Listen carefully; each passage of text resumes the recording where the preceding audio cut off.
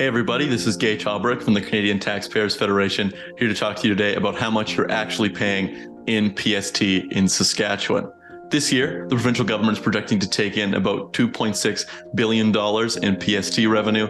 That works out to $2,100 per Saskatchewanian. So let's talk about the PST and set the record straight on how much you're actually paying. The PST is a tax like any other tax, except it's a tax you have to continue to pay after you've paid all your other taxes.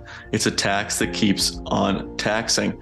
And the Saskatchewan government has a history of raising this tax through making you pay it on more and more items. In October of this year, the Fun Police, or the Saskatchewan government, added the PST to almost everything fun you could think you and your family want to do. They added the PST to tickets to sporting events and trade shows, all the way to tickets to water parks and batting cages.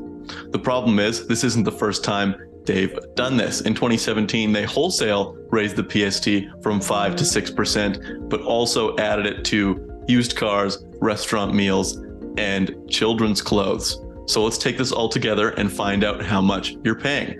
So let's say a family, they're in Saskatoon, they want to go to a couple of Blades games throughout the year. They go to 10 of them, and then it hits the summer and they want to drive down to Regina and support the Riders. They go to a couple of weekend games there, as well as their favorite band comes out to the SaskTel Center. So they take a night out and go listen to some music. Before October 2022, you're expected to pay nothing on PST on those tickets, but now you're going to be paying about $135. So let's take the same family and say they bought themselves a used car to get down to those Rider games for $10K. They go out to eat before the Blades games for $65 a pop, and then they bought their kids some new clothes for back to school or for winter, and that cost about $200.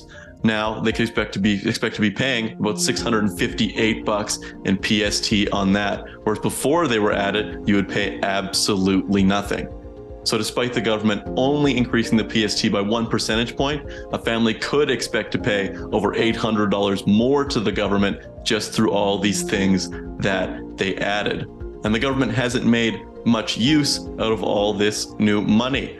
I mean, before this year, the government last balanced their budget in 2015. Our neighbors in Alberta don't even have a PST. So while Albertans were hanging out and relaxing during the holidays, Saskatchewan taxpayers pay $40 million in PST. So since the Saskatchewan government doesn't seem to be able to handle all this money very well, maybe it's time that Saskatchewan taxpayers get a PST cut.